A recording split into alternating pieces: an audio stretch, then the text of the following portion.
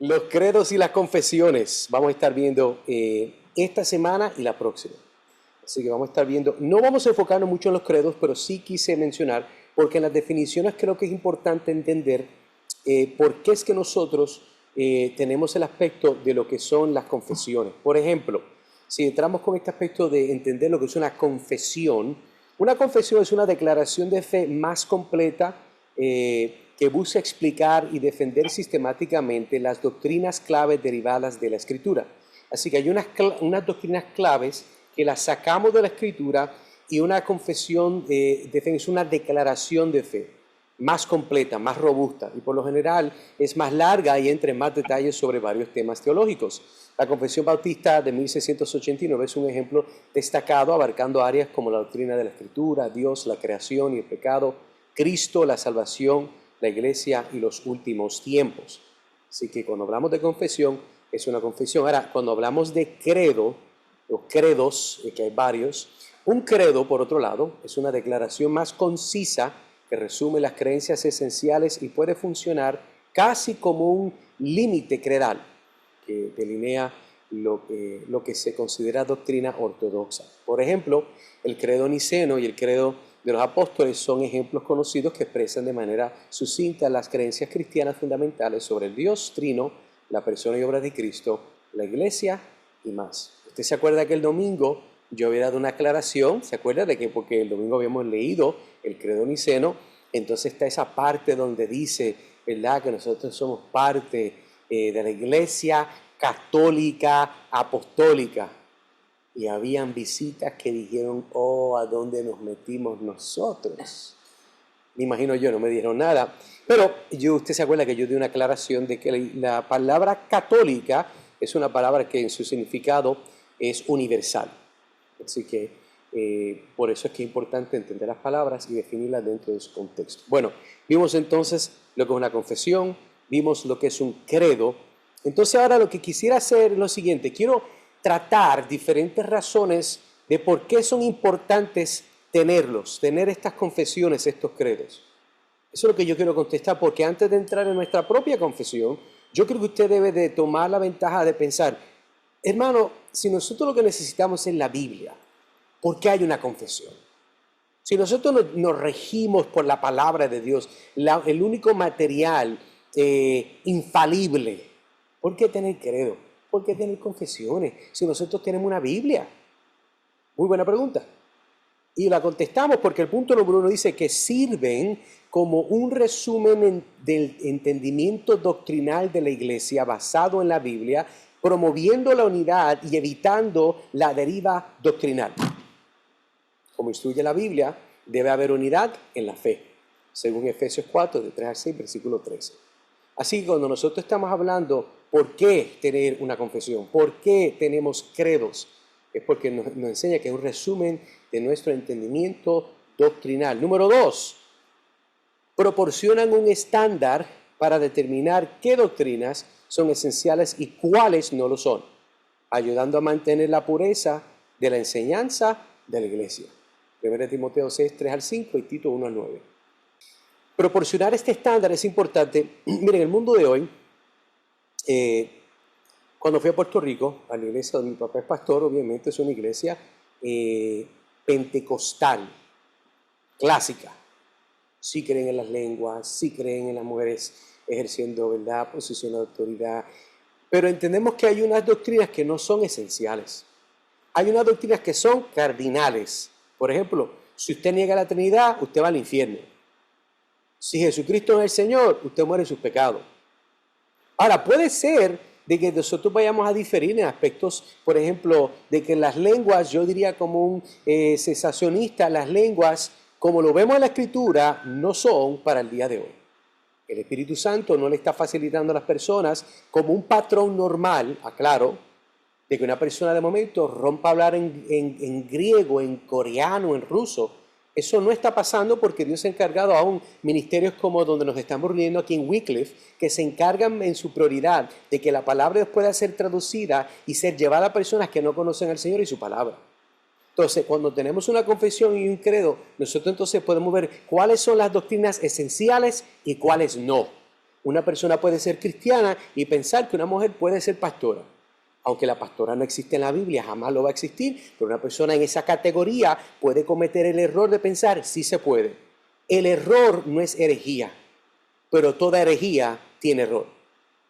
Entonces, cuando tenemos confesiones y tenemos credos, nosotros podemos entender cuáles son esas líneas donde nosotros estamos operando. Si alguien, por ejemplo, viene de una iglesia, volvemos con la temática de nuestros amigos pentecostales carismáticos, vienen a nuestra iglesia y ellos creen de que Dios sigue hablando hoy. El problema que se van a encontrar es que el capítulo 1 de nuestra confesión habla de que la escritura sola es única y totalmente la final instrucción autoritaria, infalible, donde Dios únicamente le habla al hombre hoy.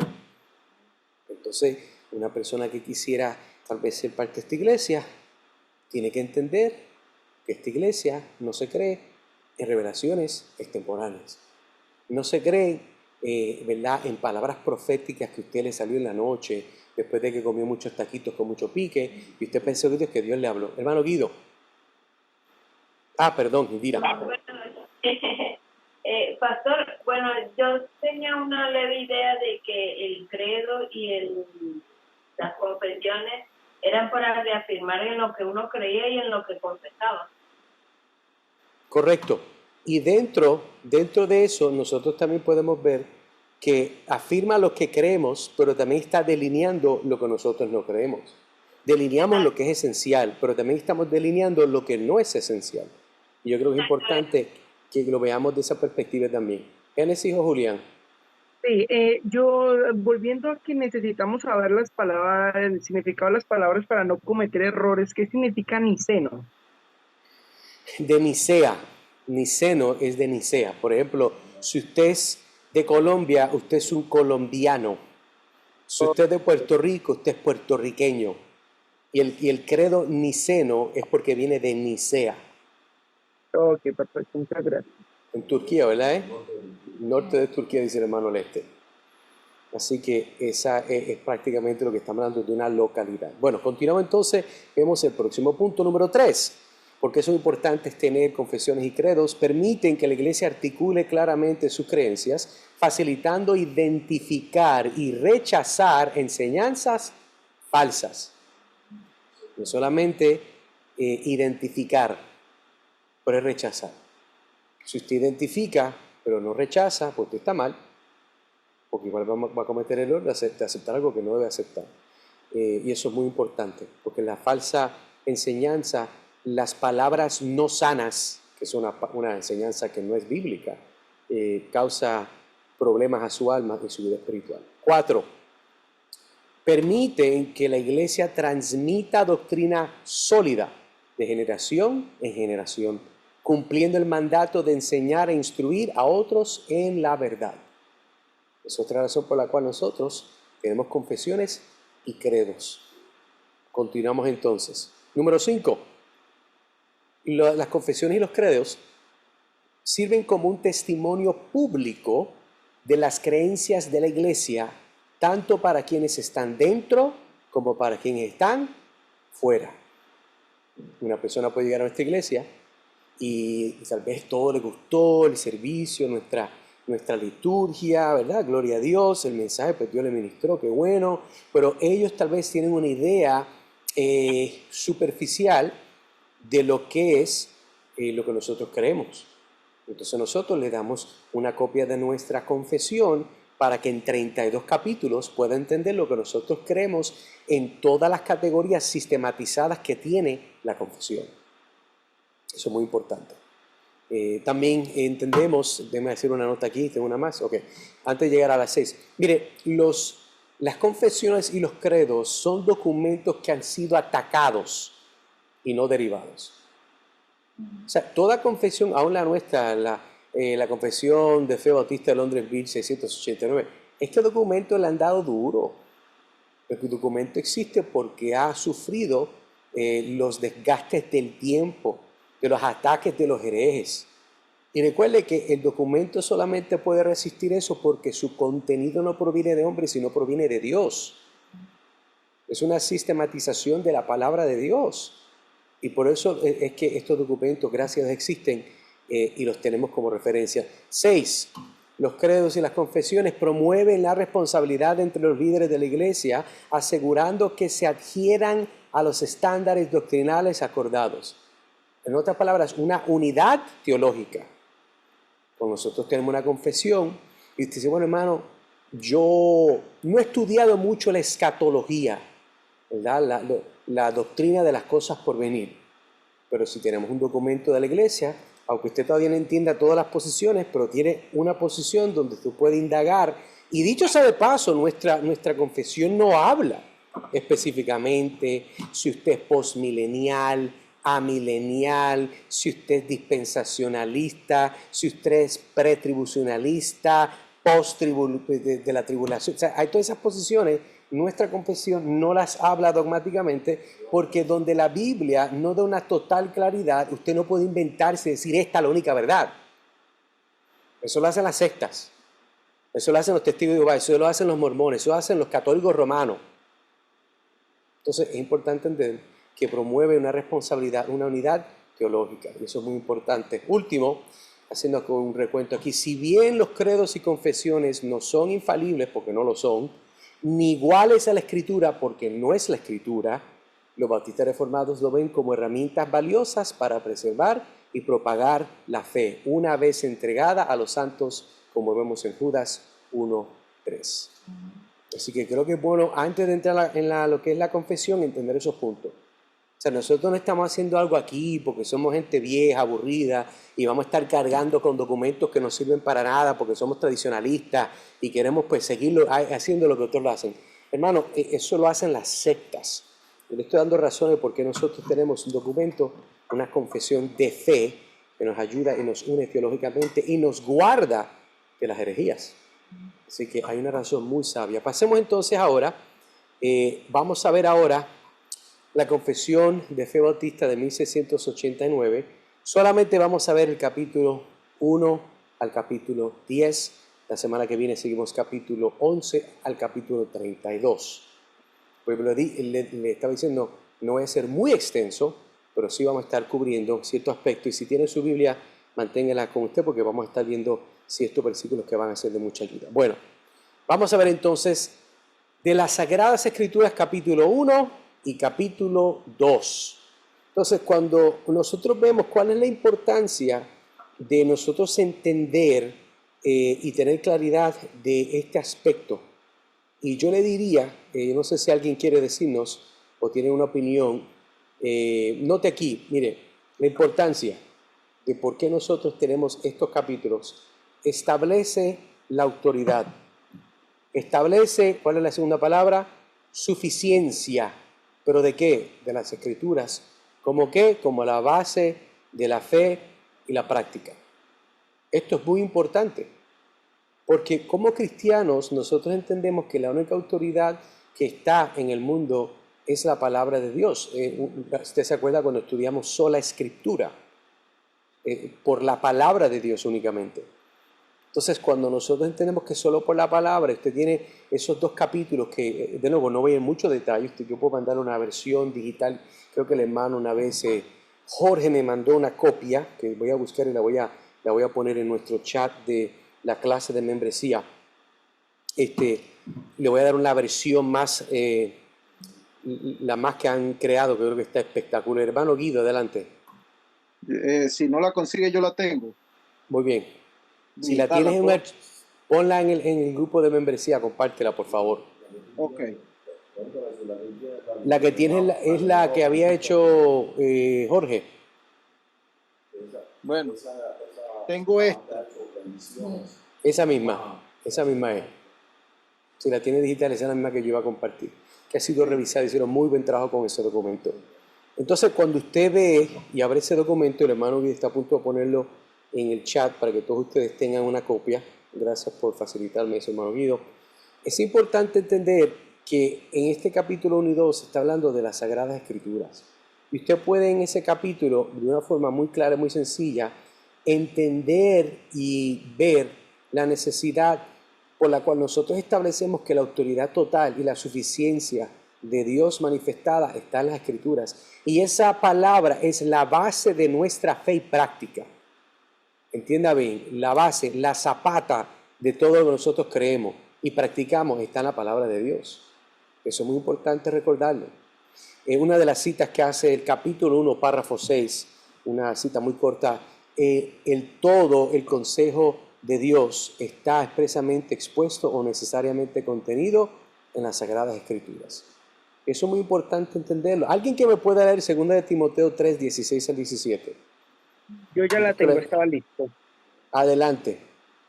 Ok, esto dice así: toda la escritura es inspirada por Dios y útil para enseñar, para redarguir, para corregir y para instruir justicia, a fin de que el hombre de Dios sea perfecto, enteramente preparado para toda buena obra. Muchas gracias. Entendemos entonces que note que ese verso nos está dando una claridad en particular. Al principio, ¿qué es lo que dice al principio, Julián? Leo de nuevo, que es la parte que quiero enfocarme. La primera, que es la parte 16, dice: toda la escritura es inspirada por Dios y útil para enseñar, para redarguir, para corregir y para instituir justicia. Entonces entendemos que toda palabra de Dios proviene de Dios. No Amén. proviene del Papa, no proviene de Cash Luna, no proviene de Guillermo Maldonado, no, proviene de Dios. Y la forma que el lenguaje original está caracterizando, describiendo, es el aspecto de que la palabra de Dios es como inhalar, ese que sale de la boca.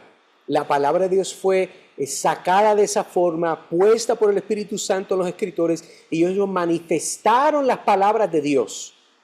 De la misma forma, si usted se acuerda en Génesis, como cuando Dios creó a Adán, Dios sopló vida en ¿quién? Dios sopló vida en Adán. Correcto. Vemos que el soplo de Dios, esa misma expresión que vimos en la creación, es la misma que estamos viendo cuando se habla de que es una palabra que es inspirada por Dios, viene de adentro de Dios. Eso es muy, muy importante. Continuamos entonces. Vamos entonces a ver aquí de Dios y de la Santa Trinidad. Así que el documento que el hermano Guido compartió tiene también obviamente lo que es la tabla de contenido. Si usted ve el capítulo 2 y capítulo 3, nos habla de lo que es la santidad, y el capítulo 13 nos habla del decreto de Dios. Así que, ahora, ¿por qué es importante entender esto? ¿O no? Afirma la doctrina bíblica del Dios Trino. Entienda algo, la palabra Trinidad no existe en ningún lugar de la Biblia. No la busque porque no la va a encontrar. Sin embargo, entendemos que aunque la palabra Trinidad no existe en la palabra de Dios, es una palabra que Dios ha designado usar para describir la naturaleza del Dios Trino. Es un Dios en esencia en tres personas: Padre, Hijo y Espíritu Santo. Continúa leyendo aquí: esencial para la adoración y la teología adecuada. Entonces, el entender quién es Dios, la naturaleza de Dios, entonces nos puede comenzar a enseñar para mejor entender el aspecto, como le está diciendo, en lo que es el capítulo 3, que habla entonces del decreto de Dios. Ahora, hay cosas que nosotros totalmente no vamos a entender de Dios porque Dios es Dios, pero hermano, nos amerita tener un entendimiento de quién es Dios, el aspecto trinitario de quién es Dios. Una de las citas que podemos hablar de lo que es el capítulo 2, párrafo 3, en este ser divino e infinito hay tres subsistencias, propiedades incomunicables. Entonces simplemente es una versión cortita para ver lo que nos está diciendo. Y vuelvo y digo, es importante entender, Dios no es un dragón con tres cabezas. Dios no es el ejemplo del huevito, ¿verdad? Dios no es el ejemplo del agua en aspecto líquido, en gas y en sólido. Todas esas ilustraciones son horribles, porque no, escuche bien, le voy a dar una idea que yo creo que es muy interesante, de una perspectiva lógica. Si usted puede tomar algo que es infinito, usted no puede representarlo en algo que es limitado al tiempo y el espacio. Dios es infinito. Y usted no puede tomar algo que es perfectamente infinito y manifestarlo perfectamente en algo que no es infinito. Ujú. Por eso es que ninguna ilustración será suficiente para poder demostrar la hermosura, la santidad, la grandeza, el aspecto inefable de Dios. Eso creo que es importante. Alguien que me pueda leer Mateo 28, 19, se lo agradezco. Yo Mateo lo tengo. 28, 19. Bueno, léelo en tu pecho. Por tanto, id y haced discípulos a todas las naciones, bautizándolos en el nombre del Padre y el Hijo y el Espíritu Santo. Amén, gracias. Amén. Este texto, quiero hacer unas anotaciones porque es que lo tenemos aquí. Estamos hablando desde el aspecto trinitario de Dios. Y este texto que en Mateo 28, versículo 19, está diciendo donde sacamos la gran comisión. Pero la gran comisión es de ir y predicar el evangelio, hacer discípulos de todas las naciones, pero no es solamente hacer discípulos de todas las naciones a un Dios que nos inventamos. No. Dice que estas personas que se van a hacer discípulos a todas las naciones van a ser bautizadas en el nombre del Padre y del Hijo y del Espíritu Santo. Estas personas son bautizadas en el cuerpo de Cristo, pero Cristo, que es Dios, es una de tres personas en quien es Dios. Eso es muy importante entenderlo. Ahora, hermano, pero es que como que se me trancó la cabeza. No se sienta mal, yo la tengo trancada todavía en este tema. Pero igual es algo que la Biblia nos enseña. Porque nosotros no podemos totalmente entender todos los detalles de una idea, no nos da el derecho de negar o cuestionar la naturaleza de Dios. Por ejemplo, usted piensa, Dios era verdaderamente hombre, Jesucristo verdaderamente Dios, Él tenía lo que es una humanidad, pero entonces tenemos una voluntad, ¿verdad? Tenemos un aspecto donde Él es verdaderamente Dios, verdaderamente divino, verdaderamente hombre. Perdóneme usted, eso yo no sé entenderlo tampoco. Pero yo lo que sí sé es que la Biblia lo enseña. Y si la Biblia lo enseña es porque es verdad. Hermano, es que yo no entiendo. No se apure. Lo lindo de la fe es que no requiere que usted entienda. Porque hay muchas cosas que usted cree que nadie las entiende y usted no le molesta. Correcto. Pero hay cosas que Dios nos dice, son así. Ay, hermano, es que yo lucho. Pues mire, no luche, porque Dios no le mandó a hacer un análisis exegético de su naturaleza. Dios sencillamente dijo, ven y sígueme. Fue lo que Cristo le dijo a la gente. Es importante recordar. Bueno, continuamos entonces. Ya vimos capítulo 2 y 3.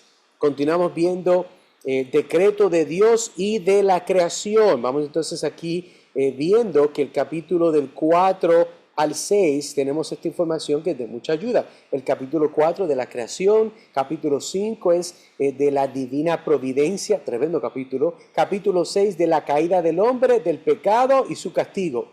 Mira, le voy a decir algo. Su confesión es un tremendo recurso cuando usted va a evangelizar. Es que, hermano, no me acuerdo de esos versículos, ¿sabes? Yo no tengo una memoria. Sí, pero te conoces todas las canciones de Chayanne, te conoces todas las canciones, ¿verdad? Nosotros somos así, nos recordamos estupideces, horas de tonterías, pero cuando se trata de la palabra de Dios nos cuesta. Hermano, no se sienta mal, yo también lucho, pero le animo, saque tiempo, Dios le va a bendecir. Es importante tener dominio de la palabra de Dios y nuestra confesión es tremenda para ayudarnos a hacer eso. Ahora, ¿por qué es importante entender el aspecto de decreto de Dios y de la creación? Porque es importante entender la providencia de Dios, porque es importante entender dentro de la creación de Dios la caída del hombre, el pecado y su castigo. Bueno, porque sostiene la soberanía de Dios sobre todas las cosas, incluida la creación y la caída del hombre. Recuerde algo, el hombre no fue que vino, Adán no vino y dañó las cosas. Ay, bendito. El Padre mira al Hijo, el Hijo mira al Espíritu Santo, el Espíritu Santo mira al Padre. ¿Right? Y todos dicen, como decía, ¿se acuerda cuando nosotros veíamos el show de Chavo del 8? Y ahora, ¿quién hay de, verdad? ¿Quién me va a defenderme? Y salía el Chavo. No, hermano, ese no es Dios. Dios no sale así. Dios no responde de esa forma a la necesidad de la naturaleza pecaminosa del hombre, Dios ya había proveído de antemano. Y la forma que Dios proveyó fue en la llegada de su Hijo perfecto, Jesucristo. La Biblia dice de que Cristo antes de la fundación del mundo había sido crucificado. ¿Cómo es eso? No sé, pero lo que sí está diciendo el lenguaje es que la seguridad de Cristo llegar era tan segura como si hubiera pasado antes que la creación fuera hecha. Porque a Dios no se le escapa nada, hermano. Mire la cita que estoy sacando, capítulo 3, capítulo de párrafo 1. Por el decreto de Dios, los ángeles y los hombres tuvieron su principio. Párrafo 3, capítulo 3, párrafo 1. Romanos 11:36, alguien que me pueda leer. Romanos 11:36. Vamos a ver, me puede ayudar. Porque de Él y para Él son todas las cosas. A Él sea la gloria por los siglos. Amén. Amén. Eso está clarito. Cuando usted entiende el aspecto de lo que sería en este caso, ¿verdad? La creación, la divina providencia de Dios, el hombre su caída y su castigo, usted lo que sí se va a dar cuenta es que nada fue de suerte. Aquí nada fue rodando dados. Aquí nada fue al azar. Aquí hubo una perfecta y total dirección soberana de Dios. Y eso yo creo que es muy importante que nosotros lo podamos recordar. Continuamos. Del Cristo. Espérate, hermano Guido, adelante. Hermano, como para aportar un poquito de lo que estamos escuchando, y estudien un poquito lo que es la eternidad, el concepto de lo que es la eternidad, les puede dar un poquito mayor claridad de por qué tenemos la seguridad de lo que se habló ahorita, de lo eterno, de que Cristo ya había sido decretado el Salvador. Cuando logramos entender un poquito lo que es la eternidad, podemos entender que Dios está en todos lados, en todo momento y a todo tiempo. Al ser el único eterno en el mundo, si logramos buscar el concepto y comprenderlo, podríamos tener un poquito más de entendimiento de ese Dios trino también, o sea, de la personalidad de cada uno, pues, si no me equivoco, o sea, de que en sustancia son lo mismo y en ¿cómo se dice? Perdón. Y en poder. Exacto. Perdón, ¿lo puedes repetir que no lo escuché de Lester? Distintas personas. Eso, en personas diferentes. La misma sustancia. Por su eternidad. Por su eternidad. Le escuché al pastor Núñez. Nosotros somos inmortales, no somos eternos. El único eterno es Dios. Somos inmortales porque fuimos creados por un ser infinito y eterno. Pero no podemos comprender su infinitez. Y ese es parte del reto. Y gloria a Dios que hay cosas que no las podemos comprender, no porque somos vagos, sino porque es un recuerdo de que debemos ejercer humildad. Y por más que usted quiera buscar las 7 patas al gato, hermano, solamente tiene 4. Aprenda a parar de contar en la 4ª, pero no hay más nada. Y eso es algo que es muy importante. Note entonces de que cuando hablamos aquí de Cristo el mediador, establece a Cristo como el único mediador entre Dios y el hombre, centrar en el Evangelio. Esto es muy importante porque entendemos que dentro de la perspectiva de la herejía católica romana, ellos no creen eso. Ellos pueden hablar de Cristo, pero no, la obra de Cristo no es suficiente dentro de su doctrina. O sea, no es suficiente lo que Cristo ha hecho.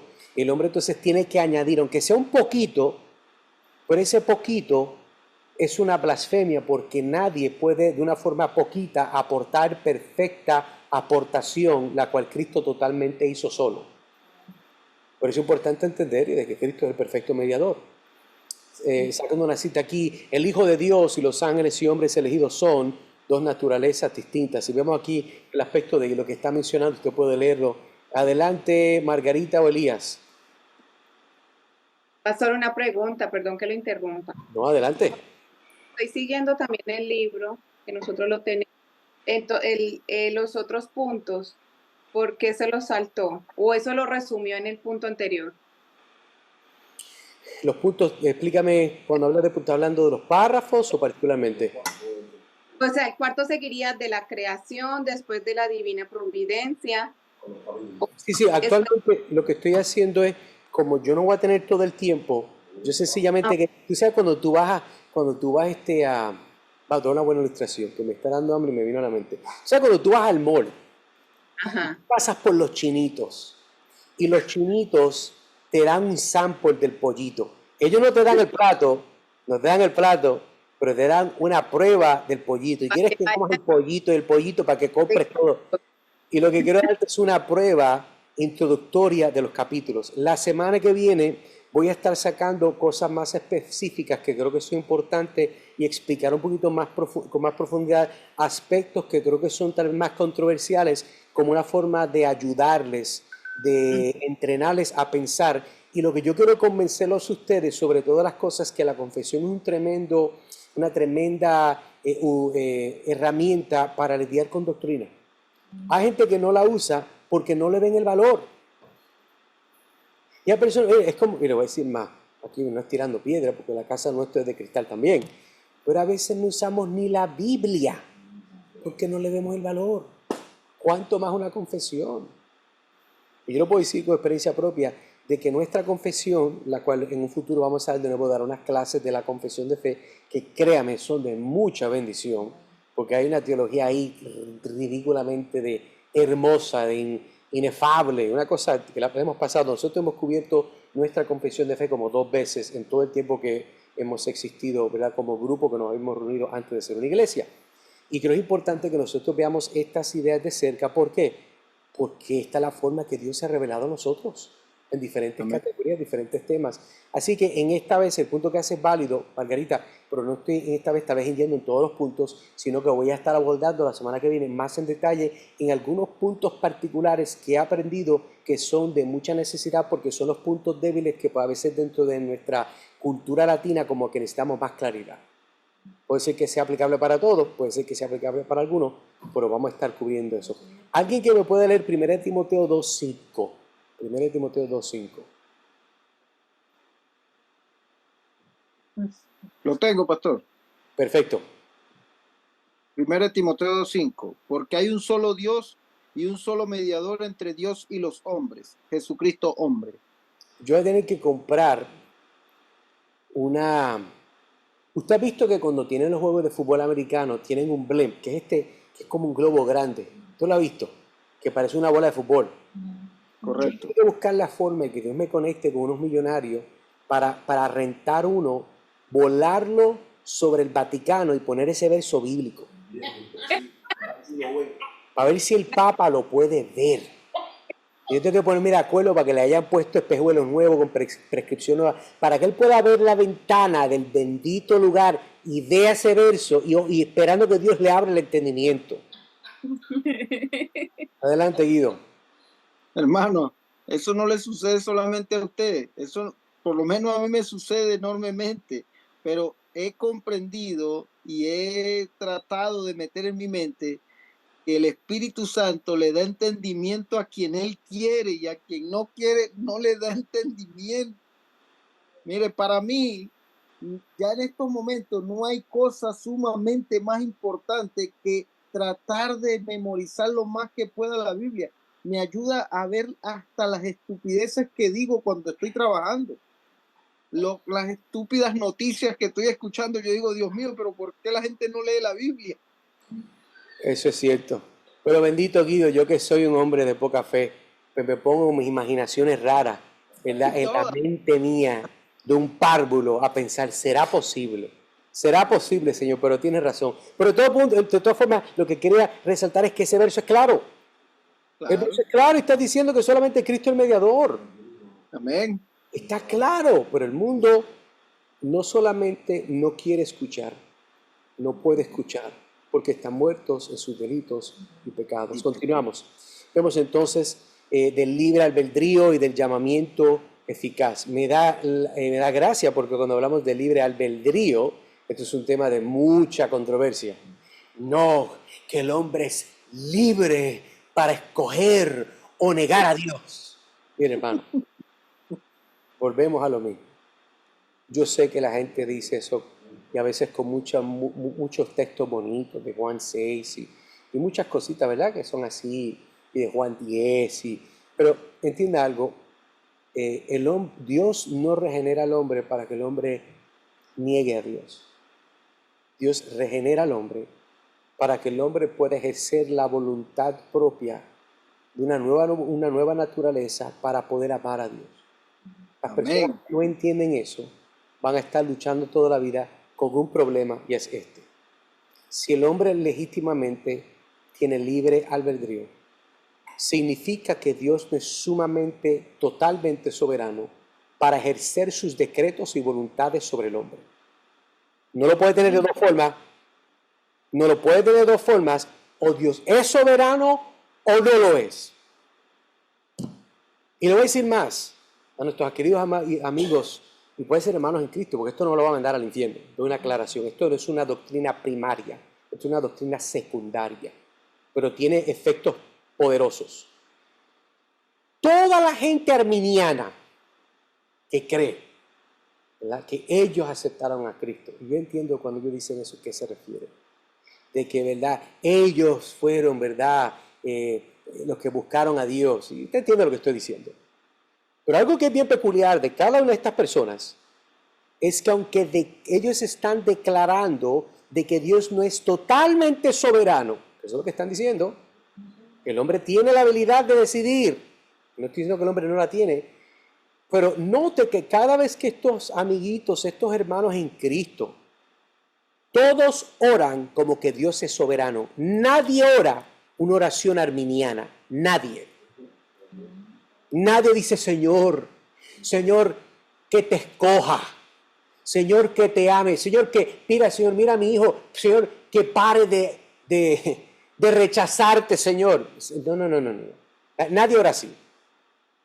Nadie ora por el amigo enfermo, Señor, que pueda autogenerar su salud de tal forma que pueda matar el cáncer solito. Nadie ora así, eso es estúpido. Nosotros oramos, Señor, pon tu mano, obra, Señor, haz un milagro, demuestra tu gracia, ayuda a esa persona, obra en ellos. Esa es la forma que nosotros oramos. O sea, nosotros estamos apelando a la soberanía y el poder ilimitado del Dios del universo.